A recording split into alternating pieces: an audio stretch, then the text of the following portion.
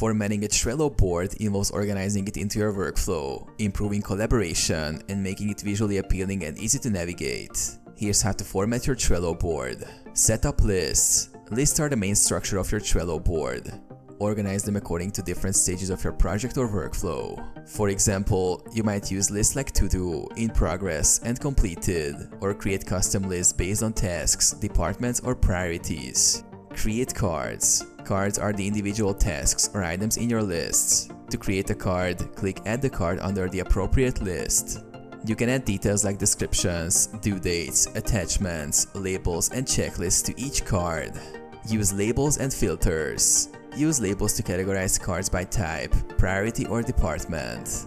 This helps with visual organization and allows you to filter cards based on labels for quick access. You can create custom labels and color code them for clarity.